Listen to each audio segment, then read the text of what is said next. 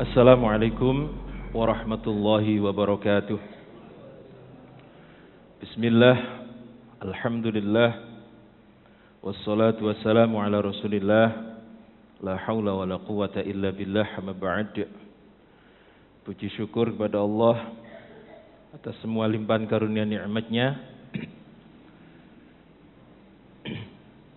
di subuh yang insyaallah mubarakah ini kita bisa melaksanakan perintahnya, yaitu sholat subuh berjamaah.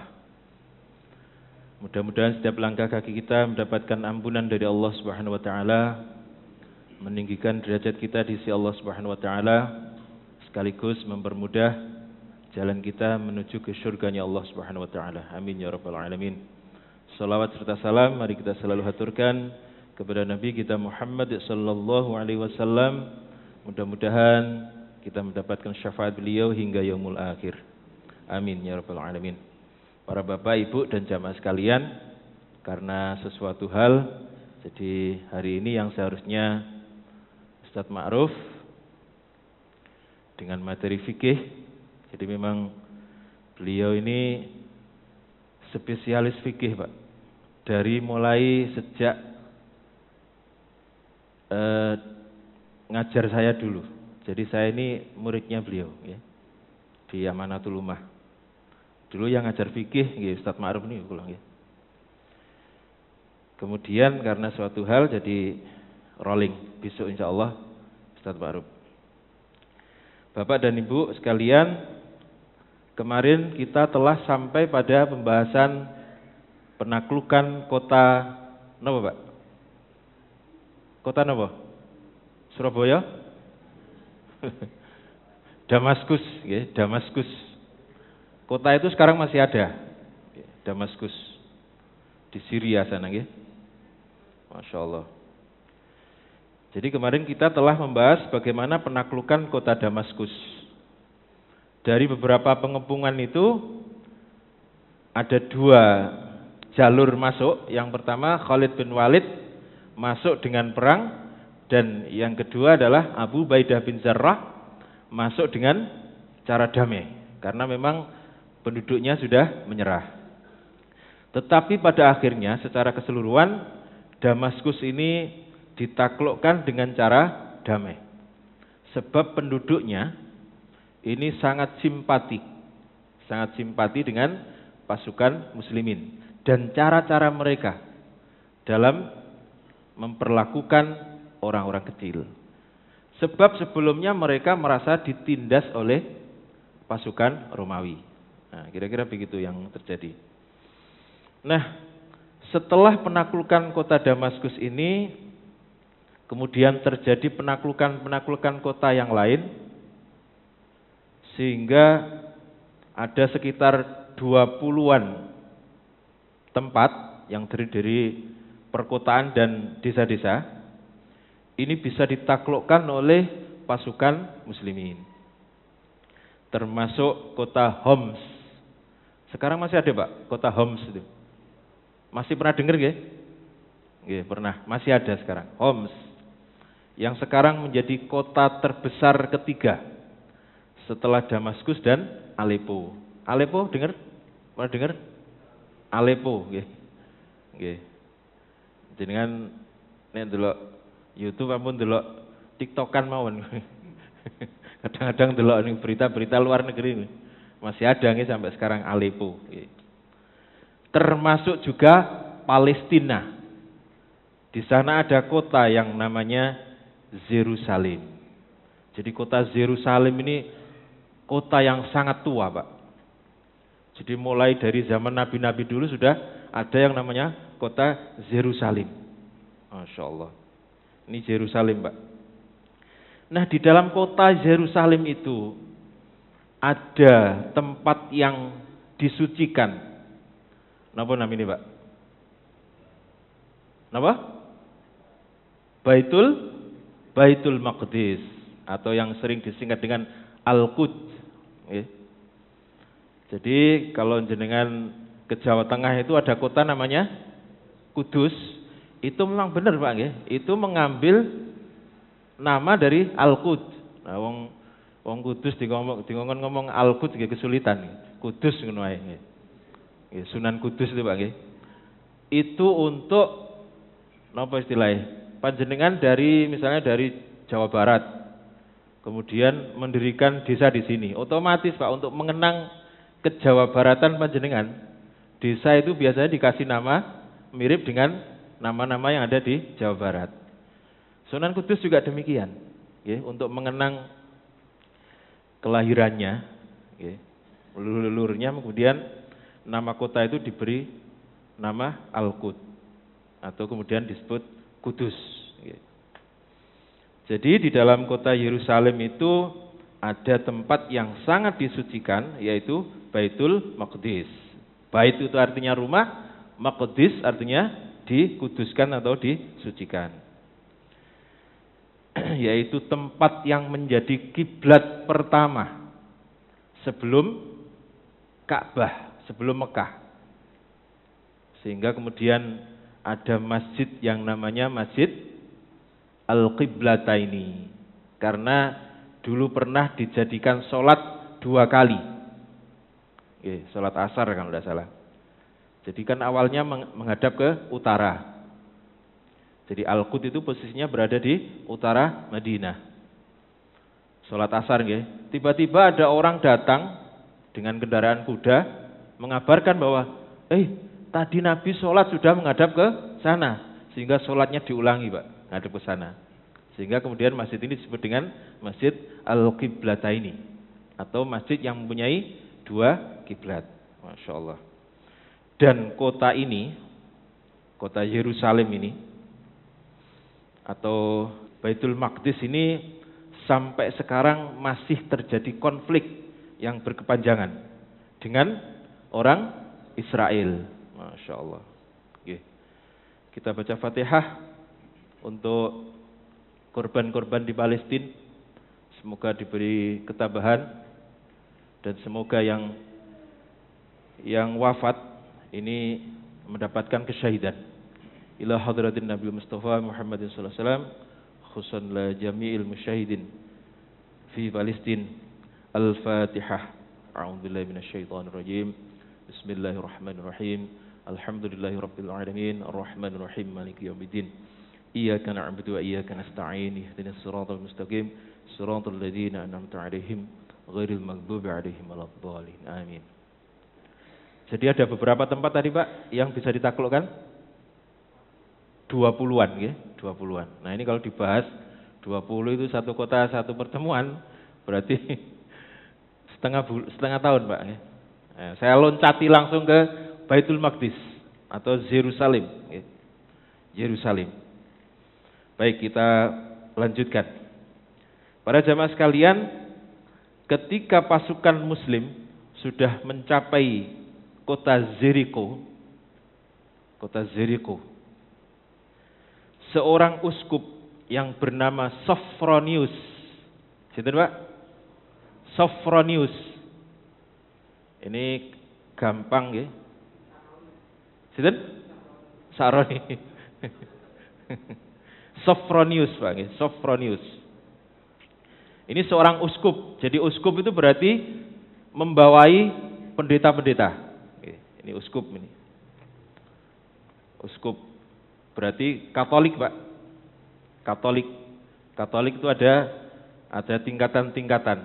Ada yang namanya kardinal, ada yang namanya uskup, ada yang namanya Patrick dan lain-lain. Nggih sekedar tahu mawon Pak nggih. Mboten usah dihafalno. Oh, apa Patrick itu? Kok kayak SpongeBob. Nggih. Baik, kita lanjutkan.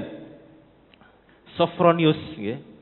Lalu Sophronius ini berusaha mengumpulkan relik-relik suci, yaitu diantaranya adalah salib sejati. Jadi salib yang sudah bertahun-tahun itu. Dan benda-benda yang lainnya. Diam-diam dia mengirimkan relik-relik ini ke pantai untuk dibawa ke Konstantinopel. Ibu kota mana Konstantinopel? Romawi Timur, Romawi Timur. untuk dibawa ke Konstantinopel. Nah, pasukan muslimin yang dipimpin oleh Amr bin As ini terus mengepung kota Yerusalem, sampai pasokan makanan yang di dalam kota itu habis. Ini harapannya, ya. Setelah makanan habis, maka harapannya adalah mereka menyerah tanpa adanya pertumpahan darah, damai, ya. Kemudian mereka menandatangani perjanjian damai. Ini yang diharapkan. Nah, setelah pengepungan selama 4 bulan dan sudah tidak ada harapan lagi bantuan dari Heraklius, maka Uskup Sophronius ini menawarkan untuk menyerahkan kota tersebut dan membayar jizyah. Napa jizyah niku, Pak? Pajak, ya, pajak. Ya, semuanya sama, Pak. Namanya negara itu harus ada pajak. Kalau nggak ada pajak, nggak berjalan nanti. Tetapi dengan syaratnya, Pak, Khalifah Umar harus datang sendiri untuk menandatangani perjanjian damai. Tidak boleh diwakilkan. Masya Allah.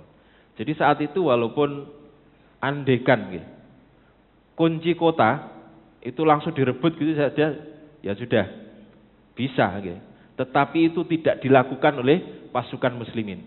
Karena apa tujuannya? Supaya tidak ada pertumpahan darah. Sehingga mereka harus mengalah dan akhirnya kemudian mereka bermusyawarah.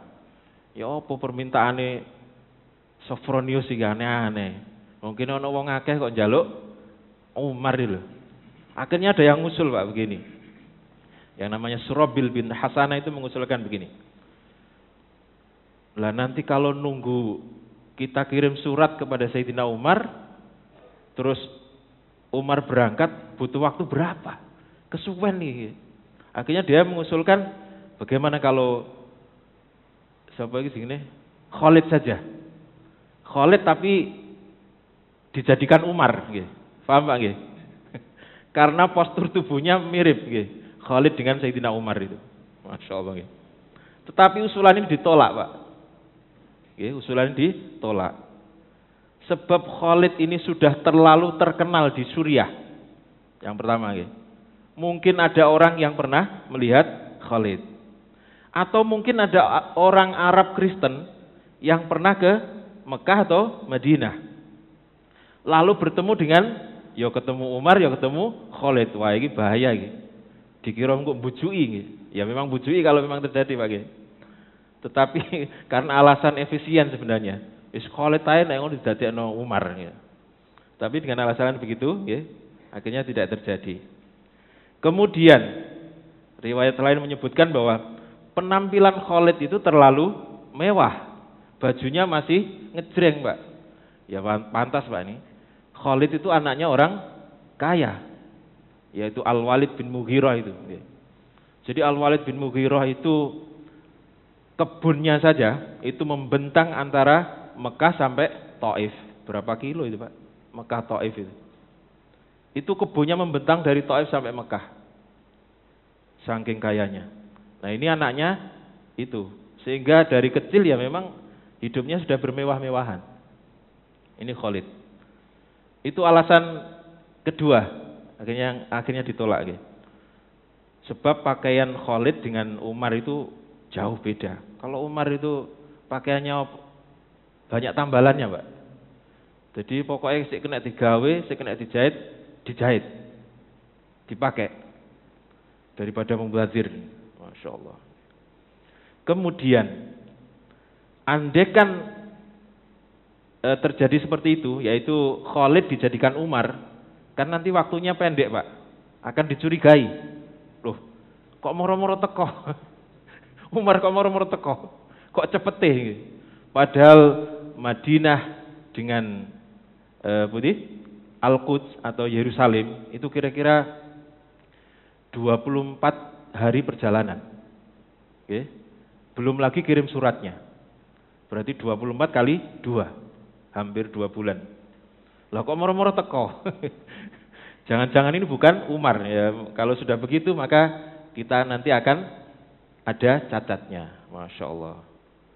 Maka dengan pertimbangan-pertimbangan seperti itu, akhirnya usulan Surahbil bin Hasanah ini tidak dipakai. Dengan kata lain, Abu Ubaidah bin Jarrah pada waktu itu yang ditunjuk menjadi panglima di Syam, ini kemudian berkirim surat kepada Sayyidina Umar untuk supaya beliau datang ke Syam atau ke Palestina ini dalam rangka menandatangani surat perjanjian. Masya Allah. Lalu datanglah Sayyidina Umar dengan pakaian yang Masya Allah. Jadi pakaiannya itu Pak banyak tambalannya. Tambalannya banyak. Para sejarawan menghitung ada 14 tambalan. Pakaian jenengan wonten sing tambalan, Bu? Betul wonten toh? Nggih. Masya. Zaman-zaman dulu mungkin ada nggih. Kecil-kecil saya dulu ada pakaian ditambal itu ada. Kalau sekarang enggak ada nggih. Dan Sayyidina Umar ini pakaiannya tambalannya 14, Pak. 14 tambalan. Itu baju, Pak. Baju ditambal sampai 14. Kemudian untuk efisiensi, Pak. Karena dia membawa pembantunya, bukan pejabat, membawa pembantu. Beliau hanya menggunakan satu kendaraan, sehingga satu ini dibuat gantian, untuk apa namanya efisiensi, Masya Allah. Maka ketika beliau sampai di wilayah Palestina, kemudian beliau disambut oleh Abu Ubaidah, kemudian Khalid, dan yang satunya adalah Yazid.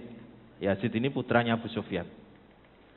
Sementara Amr bin As ini tetap mengepung atau sebagai komandan atau panglima yang mengepung kota Yerusalem. Nah, saat Sayyidina Umar kemudian melihat pakaian yang digunakan oleh Yazid, memang Yazid ini juga anak orang kaya, Pak. Abu Sufyan nih Pak, anak orang kaya Mekah. Dan pakaiannya Khalid, kalau Abu Ubaidah memang biasa pakaiannya, ya mirip-mirip Umar lah. Sayyidina Umar marah Pak, melihat pakaian Khalid dan sinten mau? Yazid, Sayyidina Umar malah kemudian mengatakan, kalian sungguh memalukan. Gaya kelambi api dikata dilokno memalukan. Masya Allah. Menyambutku dengan penampilan seperti itu. Demi Allah, jika kalian tetap seperti itu setelah kejayaan dan kemakmuran selama 200 tahun. Jadi maksud saya Sayyidina Umar begini, andaikan kalian sudah bisa memakmurkan rakyat selama 200 tahun, lalu kalian menggunakan pakaian seperti ini, maka tetap akan saya pecat. Tetap akan saya pecat. Masya Allah. Lalu menunjuk pemimpin yang lain, kata Sayyidina Umar.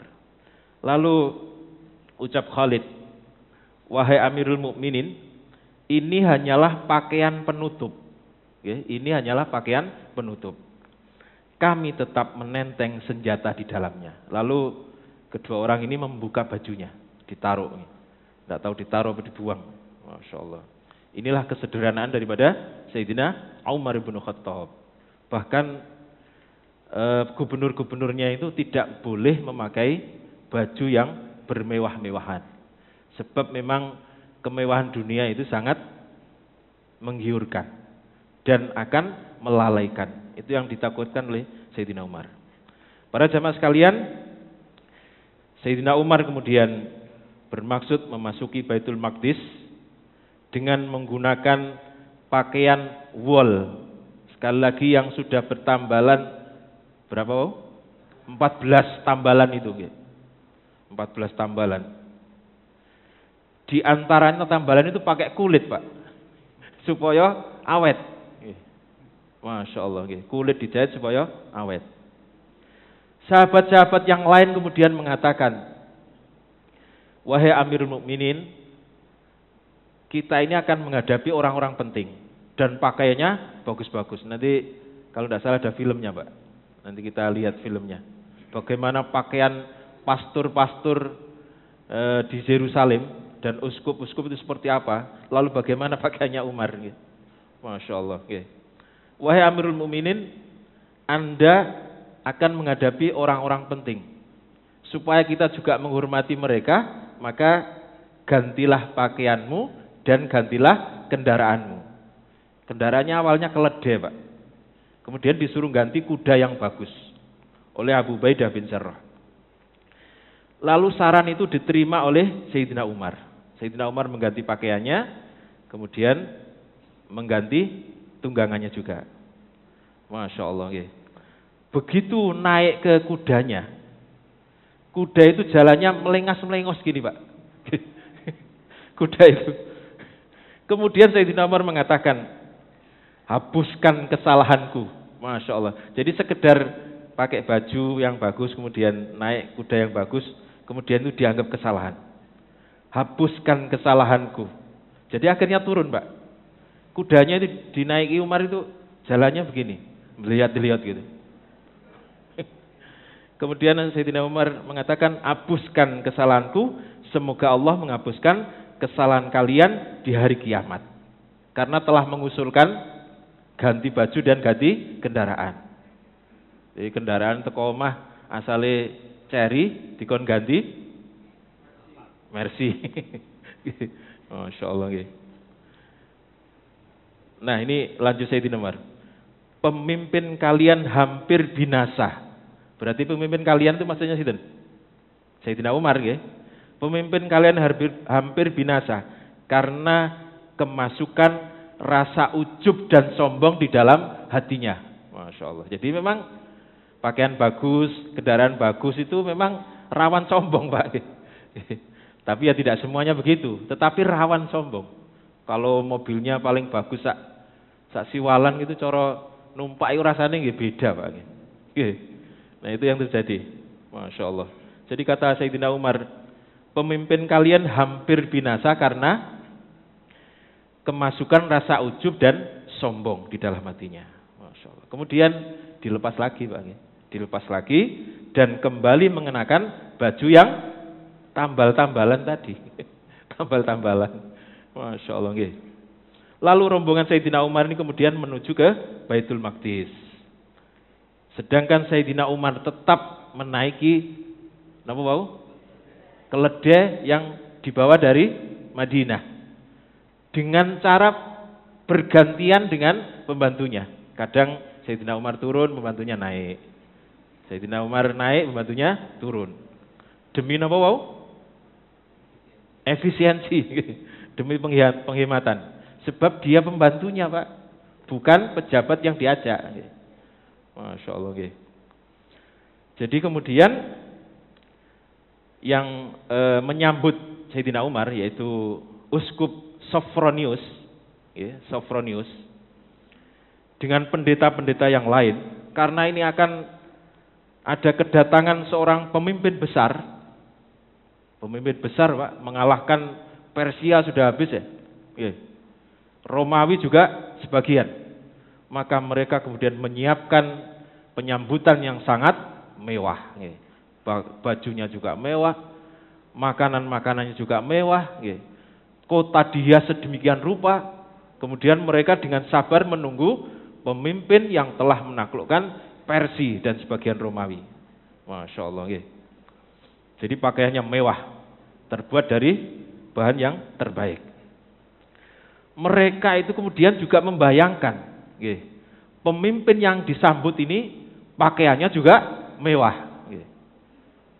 Didelok, ket pertama delok endi ya? Kira-kira pakaiannya itu lebih mewah dari mereka, bayangannya. Karena ini pemimpin luar biasa, pemimpin dunia. Masya Allah. Lalu setelah lama dinanti-nanti, mereka kemudian melihat ada rombongan, beberapa orang. Sayyidina Umar, kemudian pembantunya dan beberapa sahabat, termasuk Ubaidah bin Jarrah itu. Ada seorang laki-laki yang duduk di keledai. seorang laki-laki yang duduk di keledai. Mereka tidak menghiraukan sama sekali. Sopo teko iki? Sopo teko iki? Rombongan wong elek-elek. Masya Allah nggih. Rombongan wong elek-elek. Tetapi kemudian sahabat yang lain kemudian memberikan info kepada uskup Sophronius bahwa rombongan khalifah atau Amirul Mukminin Umar bin Khattab sudah memasuki kota. Mereka gelagapan, Pak, sing dijenenge Umar. Kok gak ono potongan belas ini? Maka pada waktu itu yang duduk di atas itu pembantunya. Kemudian mereka memberi hormat kepada pembantunya. Ternyata setelah duduk bersama, ternyata yang dihormati adalah pembantunya. Mereka kembali lagi-lagi shock, Pak. Ini shock terapi namanya. Ternyata yang dibayangkan pakaiannya mewah, kendaraannya bagus, ternyata justru ketika datang dia berada di bawah, sementara pembantunya berada di atas kendaraan. Masya Allah. Jadi inilah kesederhanaan daripada Sayyidina Umar bin Khattab. Masya Allah. Baik, kita lanjutkan sedikit.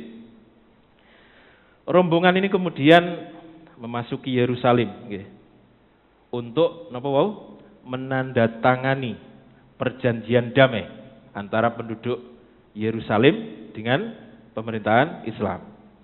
Yang perjanjian ini kemudian lebih dikenal dengan perjanjian Umariyah. Perjanjian apa, Pak? Umariyah, karena yang membuat adalah Umar bin Khattab. Umariyah. Mereka menyerahkan kota dan memberikan jaminan kebebasan. Jadi perjanjiannya adalah mereka orang-orang Yerusalem menyerahkan kota atau kekuasaan kepada Umar bin Khattab. Kemudian Sayyidina Umar memberikan jaminan kebebasan, baik kebebasan sipil, kebebasan beragama, kemudian kebebasan dalam hal beribadah. Tetapi juga mereka harus membayar pajak, karena pajak inilah yang nantinya untuk biaya melindungi wilayah itu. Masya Allah. Kemudian perjanjian itu ditandatangani oleh Sayyidina Umar bin Khattab yang disaksikan oleh beberapa sahabat. Di antaranya adalah Khalid bin Walid, kemudian Amr bin As, Muawiyah dan lain-lain. Isinya adalah sebagai berikut, Pak. Ini penting ya, Pak. Isinya sebagai berikut. Yang pertama, pemberian jaminan keamanan kepada penduduk Elia. Elia ini Palestina, Pak. Penduduk Elia atau Yerusalem. Bagi jiwa raga dan harta mereka. Untuk gereja-gereja dan tiang-tiang salib mereka. Nah ini. Untuk gereja-gereja dan tiang-tiang salib mereka. Untuk orang sakit maupun orang yang sehat. Serta seluruh tradisi kepercayaan mereka. Jadi di dalam Islam itu tidak ada, Pak, yang mana walaupun perang itu kemudian disuruh merobohkan tempat ibadah, tidak ada. Dilarang Nabi. Merobohkan tempat ibadah, membunuh anak kecil, membunuh perempuan, orang tua, bahkan menebang pohon tidak boleh. Masya Allah. Menebang pohon tidak boleh. Kalau bukan untuk keperluan yang mendesak. Lalu yang kedua, gereja-gereja tak akan diduduki atau dihancurkan. Tidak akan dikurangi atau dirubah. Tidak akan dirampas salib maupun harta mereka sedikit pun. Mereka tidak akan dimusuhi karena keyakinan agamanya. Dan tidak akan diganggu atau diancam seorang pun dari mereka. Ini jaminan daripada Sayyidina Umar. Kemudian yang ketiga, penduduk Elia atau penduduk Palestina itu harus membayar jizyah sebagaimana penduduk kota-kota yang lain. Yang keempat, penduduk Elia harus mengusir bangsa Romawi dari kota itu. Kecuali mereka, bangsa Romawi itu, ingin menetap dan tinggal di Elia dan menjadi ahlu zimmah. Kenapa ahlu zimmah nih, Pak? Non-muslim yang mau berdamai dengan orang muslim. Jadi membunuh orang non-muslim yang berdamai dengan orang muslim itu nanti akan berhadapan dengan Nabi kita Muhammad sallallahu alaihi wasallam. Nggih. Akan berhadapan di akhirat kelak. Kecuali kalau non muslim itu memerangi, baru diperangi. Tetapi kalau mereka hidup damai, kemudian panjenengan ganggu, maka jenengan akan berhadapan dengan Nabi di akhirat kelak. Nggih. Itu jaminan Nabi, Pak, nggih. Sehingga tidak boleh kita, oh iku ana tangga non muslim loro gak kira wani digarai terus jenengan usil misalnya, dijukuk opone dan seterusnya, dizalimi. Maka kezaliman itu akan dibalas oleh Allah di akhirat kelak. Nggih. Kemudian yang terakhir adalah seluruh penduduk Elia bebas untuk pergi dengan harta dan jiwa mereka kepada pihak Romawi atau Konstantinopel. Jadi orang-orang itu diberi kebebasan milih ikut pemerintah Islam maupun ikut pemerintah Romawi di Konstantinopel. Masya Allah. Inilah isi daripada perjanjian damai antara Sayyidina Umar dengan penduduk Yerusalem. Lalu apa yang akan diperbuat oleh Sayyidina Umar ketika sudah menandatangani perjanjian itu akan kita bahas pada pertemuan yang akan datang. Demikian, kurang lebih mohon maaf, mudah-mudahan manfaat. Wassalamualaikum warahmatullahi wabarakatuh.